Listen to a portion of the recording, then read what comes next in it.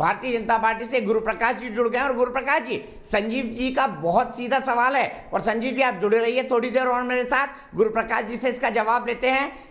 गुरु प्रकाश जी, क्या आप मानते हैं कि सरकार का आभा मंडल कोरोना की दूसरी लहर के बाद थोड़ा कमजोर हुआ है? संजीव जी का यह सवाल है और सवाल वाजिब भी है। देखिए दीपक जी, सबसे पहले हमें यह समझने की आवश्यकता है कि एक अप्रत्याशित संकट था, एक अनप्रेसिडेंटेड क्राइसिस था। तो मुझे लगता है कि इस क्राइसिस में भी कोई अगर इस आपदा में अवसर निकाल ले तो ये तो बड़ा दुर्भाग्य है और ये बहुत बड़ी विडंबना है। लेकिन इस चुनौती के बावजूद भी जिस युद्ध स्तर पे काम किया गया है, और ये मैं नहीं बता रहा हूं, ये आंकड़े बताते हैं कि भाई पीपी किट को लेकर के क्या स्थिति थी, टेस्टिंग सेंटर को लेकर के क्या स्थिति थी, वैक्सीनेशन भारत में सबसे तेज गति से हो रहा है। और ये हम लोग नहीं बोल रहे हैं, हम लोगों की बात शायद आप ना स्वीकारें, तो ये इंटरनेशनल एजेंसीज भी बोल रही हैं, ये डब्ल्यूएचओ भी बोल रहा है, ये यूएनओ भी बोल रहा है। तो मुझे लगता है कि जो स्केल और मैग्नीट्यूड पे हम लोगों ने वैक्सीनेशन हो, टेस्टिंग सेंटर हो, इसको लागू किया है। और सिर्फ यही नहीं, इसके साथ साथ फाइनेंशियल पैकेज आप देख लीजिए, लगातार आत्मनिर्भर पैकेज का भी अनाउंसमेंट हुआ, अभी कुछ दिन पहले वित्त मंत्री ने एक पैकेज अनाउंस किया है।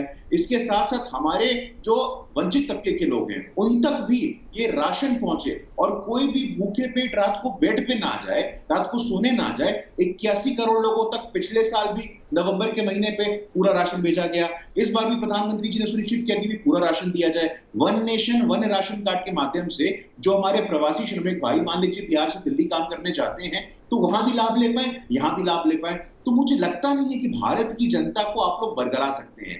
देश की 135 करोड़ लोगों को भरोसा है हमारी निष्ठा पे, भरोसा है हमारे नेतृत्व पे, और लगातार उन्होंने देखा है, समझा है। हाँ जरूर ये क्राइसिस थी, ये चुनौती थी, लेकिन इस चुनौती से इससे बेहतर तरीके से शायद नहीं निपटा जा सकता था। इसलिए जो लोग आलोचना करेंगे वो आलोचना करें, उनका स्वागत है। लेकिन ऐसा मौका है जब हमें समन्वय से और सहयोग से साथ आकर के काम करने की आवश्यकता है दीपक जी। ठीक है, सीधे मुकेश शर्मा जी के पास चलता हूं, कांग्रेस के राष्ट्रीय प्रवक्ता और दिल्ली कांग्रेस के कद्दावर नेता मुकेश शर्मा जी हमारे साथ जुड़ चुके हैं। मुकेश जी कह रहे हैं अनप्रेसिडेंटेड क्राइसिस थी दूसरी लहर, और ऐसे में सरकार ने बहुत बेहतरीन तरीके से निपटा है। साथ ही साथ 81 करोड़ लोगों को अनाज दे रहे हैं नवंबर तक फ्री। क्या आप मानते हैं क्या 81 करोड़ लोगों तक अनाज पहुंच रहा है?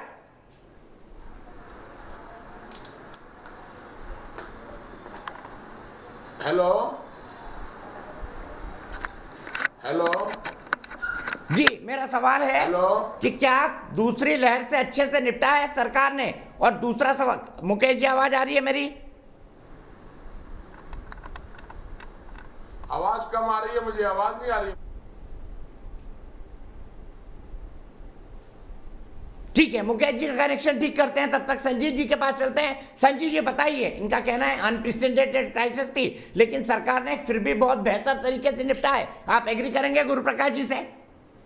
इसमें कोई शक नहीं है कि अनप्रेसिडेंटेड क्राइसिस थी, और आज हम सरकार की कितनी भी आलोचना करें हाइंडसाइट में पीछे मुड़ के देखकर, लेकिन ज्यादातर देश, सत्तारूढ़ पार्टी, विपक्ष, ज्यादातर पत्रकार, ज्यादातर एक्सपर्ट्स सब एक तरह से तैयार नहीं थे इस जबरदस्त तरीके से दूसरी लहर आएगी, ऐसा आभास नहीं था, चाहे कुछ लोगों को दिख